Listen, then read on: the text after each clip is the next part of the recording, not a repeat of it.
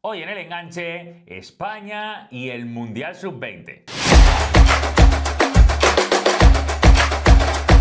Muy buenas futboleros, estamos de regreso con el Mundial Sub-20. Suena raro, porque casi que había desaparecido de nuestras vidas. Es un torneo en el que España últimamente no había participado, porque no había conseguido clasificarse. Es tremendamente complejo llegar a clasificar para este torneo. De hecho, nuestra generación Sub-20, que fue la última en jugarlo, data de 2013. Han pasado 12 años, mucho tiempo para una selección que suele ser referente como España en torneos Sub-17, donde ha sido campeón, en torneos Sub-19, donde ha sido campeón, y en torneos Sub-21, incluso olímpica, porque la selección olímpica española es la actual campeona. Sin embargo, la categoría Sub-20 siempre ha sido una situación anómala, porque como en Europa hay Sub-17, Sub-19 y Sub-21, la Sub-20 queda un poco en tierra de nadie. Es Europa el único continente en el que esto sucede. En el resto no es así. Sudamérica se juega el sudamericano Sub-20, África se juega el africano Sub-20, también en Asia el asiático Sub-20, pero Europa tiene otro rango, más edades, más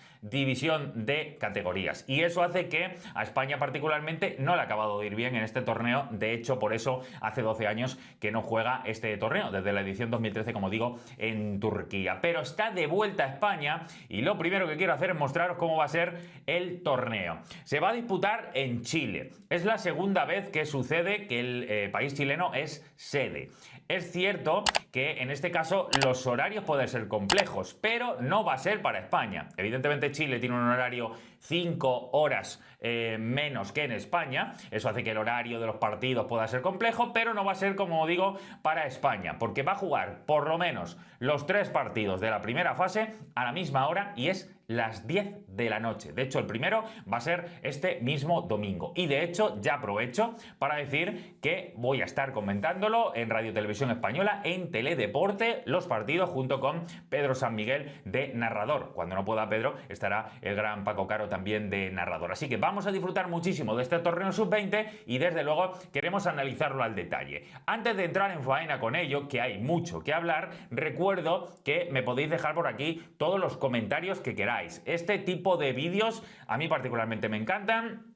Vamos a diseccionar selecciones inferiores, sobre todo en este caso los chicos de la selección española, de esta nueva camada de Paco Gallardo. Ahora vamos a hablar de todo eso, pero quiero que me dejéis por aquí los comentarios. Sobre todo que deis clic a me gusta, que este tipo de contenido es muy específico, este tipo de contenido es 100% fútbol internacional, y eso es lo que somos en el enganche. Así que de verdad tengo muchas ganas de poder hacer este tipo de contenido con vosotros, y es claramente la única manera de conseguirlo si dais a me gusta, si me dejáis vuestro comentario, si os suscribís al canal. Eso es fundamental, porque cuanto antes seamos muchos, esto va a tomar mucha más difusión y vamos a poder hacer que este tipo de contenido llegue a mucha más gente, y eso de verdad va a repercutir para que podamos hacer grandes cosas. Quién sabe si algún día ir a torneos también de selecciones inferiores, que como sabéis a mí me encanta. Lo vamos a ver en Radio Televisión Española, en Teledeporte, pero aquí lo vamos a analizar. Lo primero, mirar cómo va a ser el grupo para la selección española. Bueno, mira, lo primero mejor, voy a recordar que este torneo, aunque he dicho que para España ha sido un problema evidente en los últimos tiempos, más de una década sin jugarlo, vamos a recordar el día grande de este torneo. Fue en Nigeria, en 1999. Suena muy vetusto, han pasado ya nada más y nada menos que 26 años, pero ahí se ganó el primer Mundial Sub-20 la generación española. Y es una generación, y de verdad lo digo porque recuerdo haber visto ese torneo siendo yo un niño, fue muy especial. Ese torneo se jugó, como digo, en Nigeria. Fue en el 99. Era una camada de futbolistas que ahora voy a citar a varios que os van a sonar, pero lo estáis viendo ahora mismo en la foto, que seguro que a varios de ellos, los más futboleros, los vais a empezar a conocer. Pero esa generación dejó un sello increíble, porque fue la primera vez que un gran torneo a nivel mundial, incluso un gran torneo a nivel juvenil, era ganado por una España que tenía todavía esa sensación de no haber generado el impacto suficiente a nivel mundial, a nivel de selecciones inferiores, a nivel incluso de cualquier tipo de selección, para demostrar que estaba capacitada y que era una fábrica de talento para empezar a dejar su sello en el primer nivel competitivo. Esa generación rompió barreras y lo hizo con Iñaki Sáez de seleccionador. Ya sabéis que después Iñaki Sáez también pasó a la absoluta, no le fue demasiado bien, pero en esos momentos era como el padre de todas las categorías inferiores de la selección española, porque había estado con todos estos chicos en las inferiores. Esa generación que ganó, como estamos viendo aquí celebrándolo, el Mundial Sub-20 de Nigeria, por ejemplo, había nombres como Aranzubía, Marchena, después campeón del mundo y de todo, Coira, Orbaiz, Varela, que era un lateral del Betis, Barquero, que en aquel momento en primera división empezaba a hacer mucho ruido, Colsa, que jugó mucho tiempo en el Racing de Santander, por ejemplo, Fran Yeste, jugadorazo del Athletic Club de Bilbao en ese momento, estaba David Aganzo, que era delantero, estaba, por ejemplo, también Mario Suárez y estaba Cuñago. Ojo, ahora voy a citar a dos que evidentemente no es que fueran de este nivel. Pablo Cuñago, de hecho, fue el máximo goleador del torneo, el jugador en ese momento del Celta, que luego hizo una carrera estupenda en el Ipswich de Inglaterra. Pero había dos referentes que empezaron a hacer amistad que fue clave, Casillas y Xavi Hernández.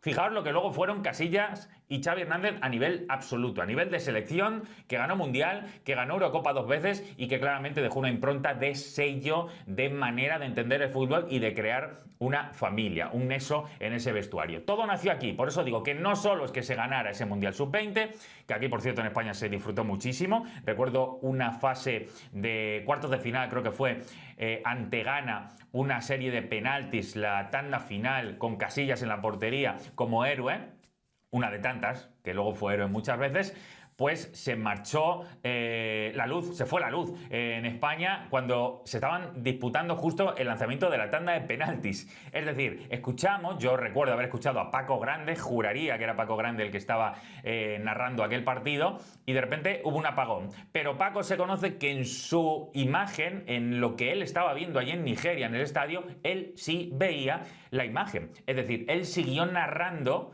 no sé si era consciente de que aquí se había apagado la imagen y no nos llegaba, pero sí que llegaba el sonido. Entonces, durante algunos instantes no vimos la parada de Casillas, pero sí que escuchamos cómo nos estábamos clasificando para la siguiente fase. Después España ganó con goleada 4-0 en la final a Japón. Así que esa generación evidentemente marcó un antes y un después. España ya había llegado antes 2 veces a la final, pero las 2 veces lo había perdido. Así que ese es el primer recuerdo. Pero volviendo a la nueva generación de ahora, 2025, torneo de Chile, que empieza este sábado. Vamos a comentar el primer partido de madrugada, el partido que damos por sentado, que es el inaugural, porque es en Chile y juega la selección chilena, precisamente el primer duelo ante Nueva Zelanda. Ese es el primer partido, va a ser a la 1 de la mañana de la madrugada del sábado al domingo. España va a jugar después el domingo a las 10 de la noche su primer partido.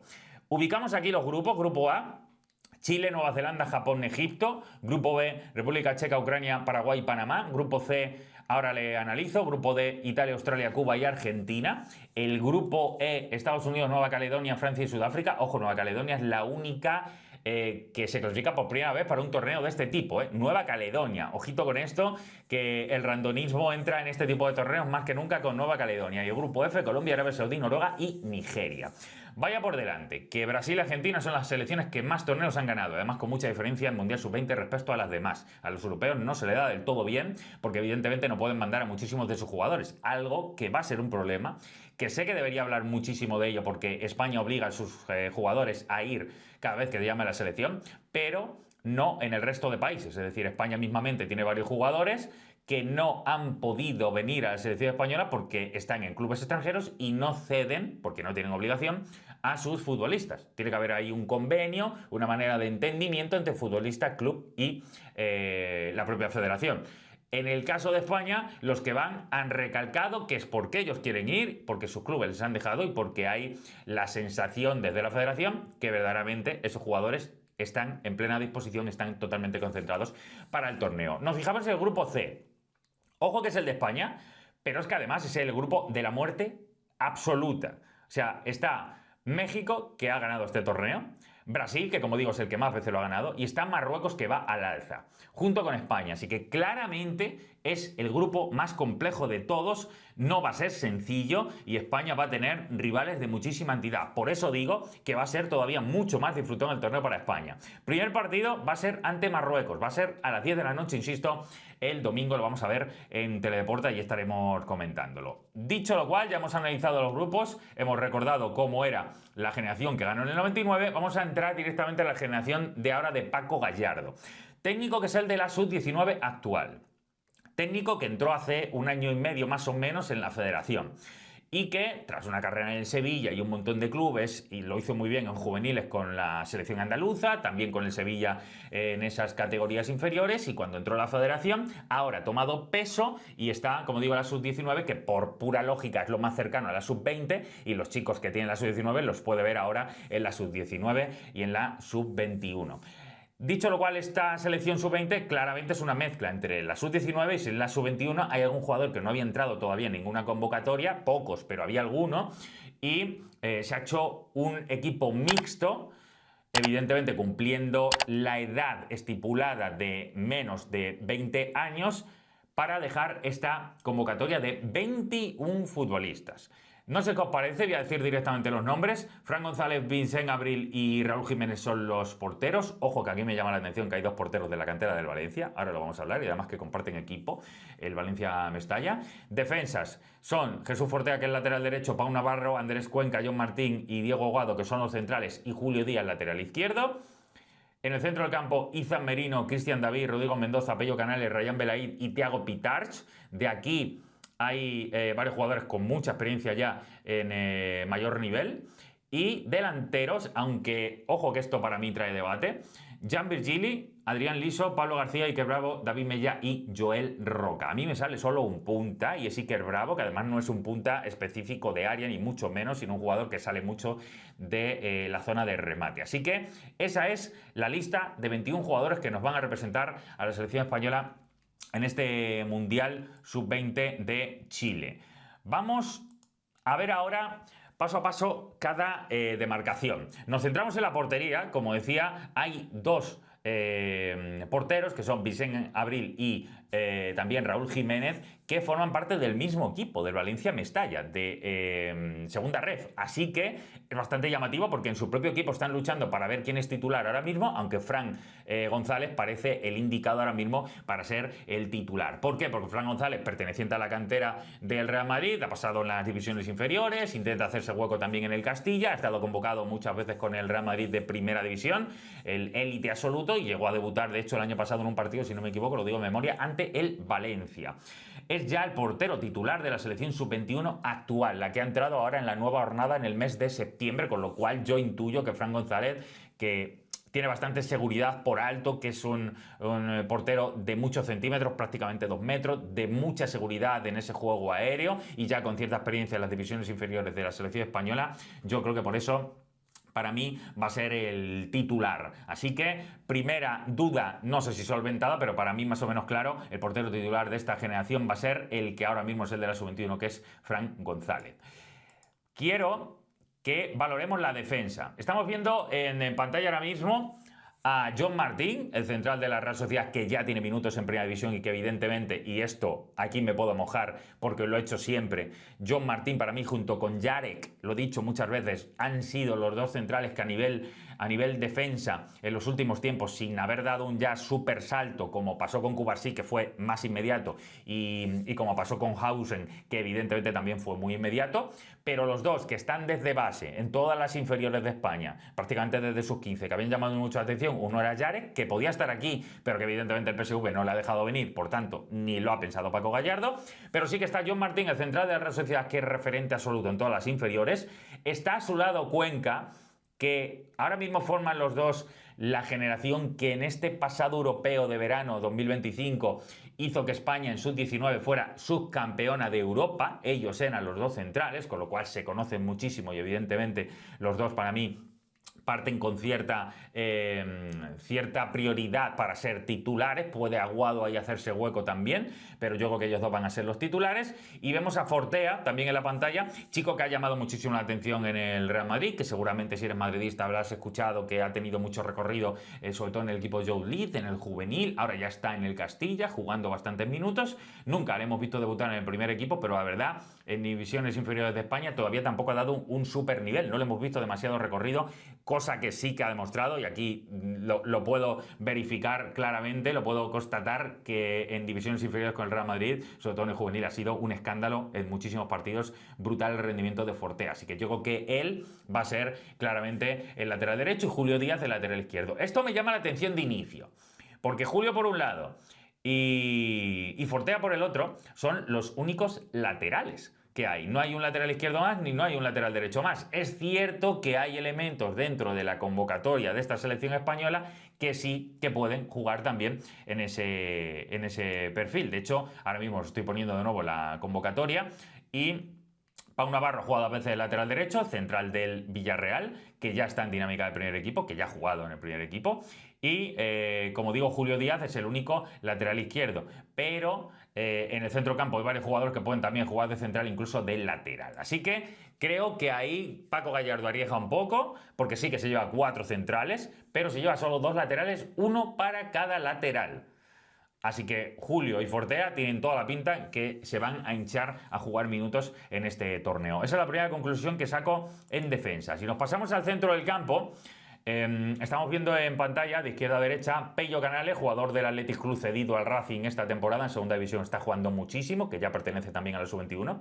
Rodrigo Mendoza, que para mí es el más jugón que tiene ahora mismo porque está con la flechita hacia arriba, un fire total, un chico 100% Eder Sarabia, que le ha sacado un rendimiento brutal el año pasado en segunda y ahora en primera, ya ha marcado incluso gol. Es una pena para el Leche que se vaya ahora, pero seguramente lo que te genera un Mundial Sub-20 le va a dar mucho más caché a Rodrigo Mendoza, un jugadorazo tremendo que le da mucho empaque en el centro del campo, que cada vez se suelta más, que es un jugador que rompe mucho líneas, muy fino además como para no perder balones en esa zona. Me parece uno de los mejores jugadores que ha salido, digamos, casi del anonimato, porque no había sido llamado en divisiones inferiores demasiado. Y vemos a su lado también a la derecha el malagueño y malaguista, además Izan Merino, que ya le hemos visto también triunfar con la sub-17 y la sub-19. Es decir, estos tres yo creo que parten con un poquito más de opciones para la titularidad. Recuerdo otra vez la lista. Ahí vemos a Izan Merino, vemos a Rodrigo Mendoza, vemos a Pello Canales y hay 3 jugadores más del centro del campo. Uno, Rayán Belaid, que aunque parte un poco más de la izquierda, sí que es un jugador interior de mayor capacidad para liderar desde la pelota. Es decir, es un jugador que sí que posee demasiado tiempo la pelota, que sí que es capaz de generar situaciones fantasistas incluso en zona de enganche, y que en el Atlético de Madrid ya está dando sus pasos, ha ido muchas veces convocado con el primer equipo y desde luego una filial cada vez más importante. Pero me quiero fijar en Thiago Pitars, que es un chico que nunca ha sido convocado por ningunas inferiores, que lo ha tanteado Marruecos porque su abuelo es marroquí, que le llamaron a una sub-18 pero él no fue más allá, no ha desarrollado su carrera en Marruecos, y que pese a que lo intentaron, pues España le llamó hace tiempo, le ha hecho debutar en los 2 amistosos que ha tenido España en esta previa del Mundial Sub-20, los 2 ante Francia, y ahí sí que ha jugado Thiago Pitars. Y el otro es Cristian David, también del Real Madrid. A Cristian David le he visto jugar de todo, de pivote, de medio centro, el lateral derecho. Es también campeón de Europa Sub-19, porque pertenece a esa generación de varios de estos futbolistas que estuvieron en la generación de Sub-20 de 2024, que ganó el Europeo Sub-19 hace 2 veranos. Una generación que por eso digo que se nutre ahora mismo de varios que ya han dado el salto a la Sub-21, de varios que ahora mismo acaban de dar el salto a la Sub-19, y de varios que ya ganaron con la sub-19 hace 2 años, hace 1 año y medio, mejor dicho, para ser más exactos. Así que es una mezcla un poquito extraña, pero que es lo que se ha llevado Paco Gallardo para esta convocatoria. Ahí veis el centro del campo y la delantera, que para mí tiene algo de trampa, por lo menos tiene una reflexión diferente. Vemos aquí a Iker Bravo con el Udinese, chaval que estuvo en la cantera del Bayer Leverkusen, después se vino al Real Madrid, tuvo bastante bueno el Real Madrid, fue el MVP de la Eurocopa Sub-19 que España gana, como digo, hace 1 año y medio. donde verdaderamente fue un jugador diferencial al máximo y es uno de los más veteranos, digamos, de esta selección. A su lado Pablo García, el chico del Betis, ya le hemos visto debutar en Primera División, fue la estrella de España en la Sub-19 de este verano, que perdió la final ante Holanda, pero llegó a esa final. Recordad que marcó 4 goles Pablo en las semifinales ante Alemania. Si no habéis visto ese partido, de verdad, ponéroslo como sea, porque es uno de los mejores partidos que he visto nunca, en general, con 4 goles del bueno de Pablo García, que ya le hemos visto también dar su salto a la Sub-21 en este pasado mes de septiembre, y Jan Virgili, el extremo izquierdo canterano del Barça, que acaba de ser fichado, con polémica por cierto, por el Mallorca y que ya ha debutado en Primera División. Ahí vemos a los tres, pero como digo, vuelvo otra vez a lo que es la convocatoria, a ver si me acuerdo qué número era aquí. Porque el único punta que veo de verdad es Iker Bravo, porque más allá de lo que hemos citado está Adrián Liso, está David Mella y está Joel Roca. David Mella, extremo derecho, también de esa generación que ganó la Sub-19, el europeo, hace año y medio. Joel Roca acaba de dar el salto a la Sub-21, de hecho fue titular los partidos con la Sub-21 porque era el único extremo izquierdo que tenía esa generación, así que se lo lleva Paco Gallardo también a la Sub-20. Ya debutaron con el Girona este inicio de campaña y además partía ahora mismo prácticamente como titular indiscutible en el equipo de Michel. Y el otro es Adrián Liso, que me parece que es uno de los futbolistas que más está creciendo desde el anonimato de la Primera División. Sé que la gente de Zaragoza, que le conoce perfectamente porque de allí viene y de allí ha sido cedido al Getafe, evidentemente sabía de su capacidad, pero de repente lo ha mostrado en Primera División, ha marcado varios goles para el equipo de Bordalás y claramente es uno de los jugadores que ha ascendido como un meteorito tremendo, como un cohete mejor dicho, en este inicio de temporada. Por tanto, 2 goles lleva ya, es otro de los que se va en mitad de una temporada en la que parecía que iba a ser su eclosión definitiva, pero insisto, la plusvalía que le puede quedar al Zaragoza y al Getafe con un Adrián Liso que también muestre este nivel en el Mundial puede ser tremendo. Un jugador que es más diablo, es decir, no es un 9 en sí, tampoco es un extremo al uso, pero es súper inteligente para moverse entre líneas. Ideal para tener un punta que sepa encontrarle espacio por detrás de la defensa.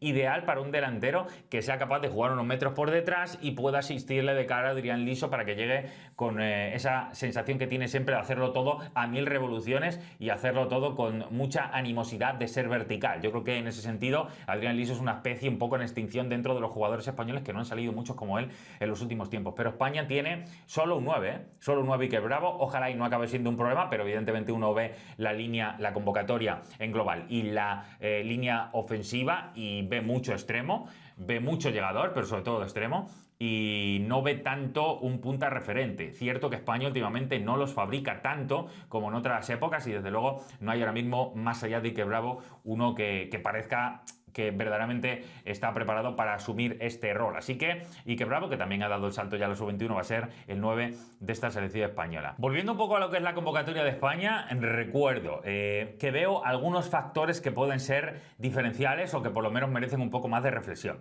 Recuerdo que la portería, Fran González parte de titular. Para mí sería el portero titular. En defensa creo que va a ser Fortea, lateral derecho, Julio Díaz, lateral izquierdo, y los dos centrales van a ser John Martín y Cuenca. Que insisto, esto significa que estaríamos metiendo al lateral derecho, que ahora mismo más mediaticidad a nivel España está logrando, que es Fortea, que tendríamos en la izquierda a Julio, que es el que viene de ganar hace un año y medio la Eurocopa Sub-19, siendo titularísimo todo el torneo en ese carril izquierdo, y que tendríamos a los dos centrales que en los últimos tiempos han tenido, insisto, desde divisiones inferiores, más minutaje juntos. Porque los dos, John Martín y Cuenca, han jugado juntos muchísimo tiempo en la Sub-17 también. Fueron, de hecho, al Mundial Sub-17 en la última edición. Han jugado la Sub-17 a nivel europeo muchísimos partidos. Los dos han crecido juntos prácticamente en todos los saltos generacionales y ahora también están juntos en la Sub-19, que este verano, insisto, fue subcampeona de Europa. Con lo cual, en defensa hay sensación de automatismos, de jugadores que se conocen muy bien y que además ya han demostrado un recorrido exitoso y con títulos a nivel de selecciones. En el centro del campo seguramente es donde más dudas me va a generar, porque tiene alternativas España para ser un equipo de mucha brega, porque Izan Merino y Cristian David son dos bregadores tremendos, de grandes tentáculos, de mucha capacidad en posicionamiento defensivo, de dar mucho equilibrio al equipo y sobre todo de permitir que los interiores se liberen muchísimo más. Yo creo que por eso Cristian David principalmente, aunque parta con opciones de jugar de pivote, incluso en algunos momentos le vamos a ver de medio centro o sobre todo también incluso de lateral derecho, porque insisto, es un comodín absoluto, le hemos visto prácticamente como parche, como remiendo en un montón de situaciones y demarcaciones que su equipo, sobre todo el Real Madrid juvenil, en la Youth League, le ha ido necesitando. También es, por cierto, Cristian, campeón de Europa de esa generación que digo del 2024 sub-19.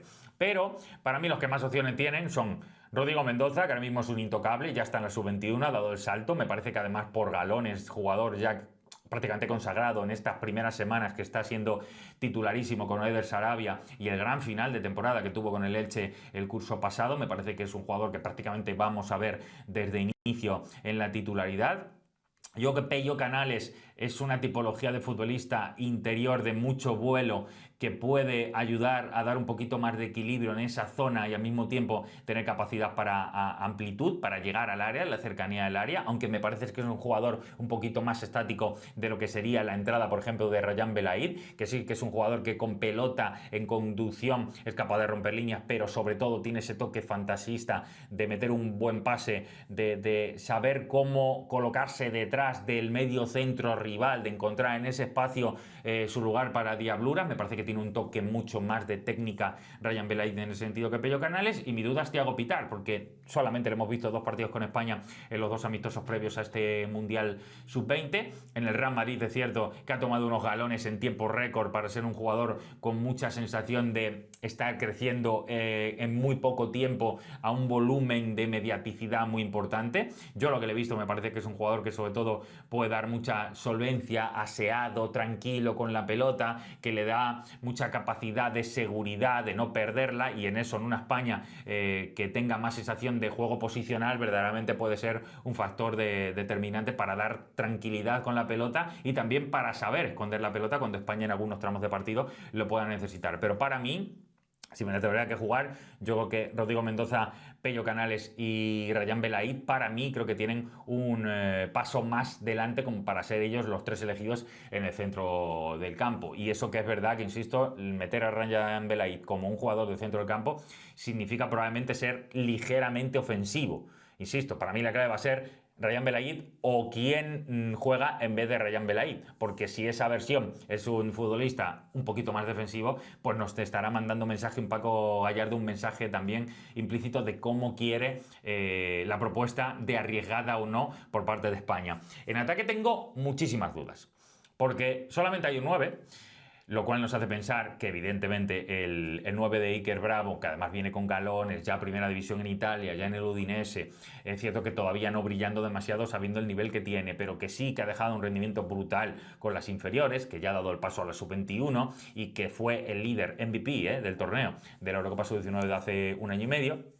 Pues creo que eso le da galones para ser el 9 elegido. Pero no es un 9 al uso, es un 9 que se siente mucho más cómodo fuera del área, un 9 que, aunque tiene capacidad para el remate, es mucho mejor como 10 casi que como 9, es decir, tiene una habilidad creo que bastante peculiar como para cuando sale del área encontrar de cara a jugadores, asistir a los que vienen de segunda línea, tener esa capacidad para también abrir a la banda y después incorporarse en segunda línea él mismo para definir y finalizar. Me parece que es un delantero que tiene un montón de cosas, ojalá España algún día lo sepa aprovechar porque Iker Bravo tiene un talento tremendo. Por tanto, Iker sería titular, pero después me entran mil dudas. Porque hay 2 extremos purísimos por la banda derecha, como son David Mella y Pablo García. David Mella tiene más galones porque también ganó la Eurocopa Sub-19 hace un año y medio, siendo titular además. Y Pablo García ahora mismo tiene más galones desde el punto de vista de que en primera división ya es un jugador importante, que está teniendo muchos minutos en el Betis, pero verdad que es bastante menor de edad. Pertenece a la generación anterior, la que acaba de ascender ahora mismo al Sub-21, donde él es el más joven de todos. Con lo cual no sé hasta qué punto Paco Gallardo va a tirar del galón de Mella, que además ha empezado bien en el Deportivo en segunda división este inicio de temporada con varios goles, o va a preferir lo eléctrico que es Pablo García, que yo particularmente es uno de los jugadores que más me gusta de esta generación, pero que a lo mejor como revulsivo final puede ser el matiz diferencial para España y donde más le pueda dar un premio extra a España cuando los partidos se le puedan complicar, porque es un diablo tremendo y le genera una adrenalina y una sensación espídica al partido que le viene extraordinariamente bien a España y a cualquier equipo, pero España tiene la suerte de tener un jugadorazo como Pablo García. Por el otro costado, yo creo que Jan Virgili tiene un poquito más de prioridad, pero es un extremo mucho más puro. No hay otro extremo en esa zona tan puro porque Adrián Liso es más un segundo punta, insisto, es un jugador muy diferente al resto. Con lo cual, a mí me puede salir, insisto, un Adrián Liso partiendo un poquito más desde la izquierda, pero acercándose un poco más por dentro, con Iker arriba y con la opción de David Mella por la banda derecha. También, insisto, Joel Roca, que ha ganado muchos galones, que ya está en el Girona y que además también ha dado el paso a la sub-21, donde ha sido titular. Así que yo creo que Joel Roca y Jan Virgili son los dos extremos más claros del costado izquierdo, David Mella, Pablo García del derecho y después Adrián Liso, Iker son más nueves, aunque, insisto, lo de Adrián francamente no es un 9. Esa es un poco la generación de esta España, que a mí particularmente, y con esto cierro, me parece que tiene un grupo tremendamente complejo. Tiene un grupo tremendamente complejo en este Mundial Sub-20 porque Brasil, México y Marruecos son candidata México a llegar muy lejos, Marruecos a ser como poco una de las animadoras del torneo y Brasil claramente, sobre todo con Pedriño, que es un jugadorazo, ya hablaremos también de él. De hecho, hemos hecho un source con las mejores promesas del torneo. Es un jugadorazo también y Brasil tiene un talento tremendo. A nivel global, España es la cuarta selección en tasación de futbolistas en el mercado. Es decir, tiene 3 selecciones por encima, Brasil y Argentina, evidentemente, están por encima de España. Pero el resto son selecciones que van a tener un nivel muy similar. Como alternativas, por hablar de otras selecciones, yo creo que Japón ha crecido mucho en los últimos tiempos y creo que va a dar pelea. En el grupo B creo que Ucrania también ha crecido a nivel de selecciones muchísimo en los últimos tiempos. De hecho, Ucrania y República Checa, que están, y República de Corea, mejor dicho, están en el mismo grupo, en el grupo B, ya jugaron la final de un Mundial Sub-20 hace no demasiado. Italia, es verdad que a mí no me entusiasma esta generación, pero también es cierto que ha tenido en los últimos tiempos un crecimiento brutal, ha ganado torneos a todos los niveles, en Europa, en divisiones inferiores y a nivel mundial. En los últimos mundiales ha sido una de las selecciones que también mejor rendimiento ha dado, ¿eh? O sea que Italia va a tener también sus opciones. Evidentemente Argentina, que tiene a varios jugadores de los que verdaderamente han dado un paso ya adelante y muchos de ellos colocados ya en el primer nivel.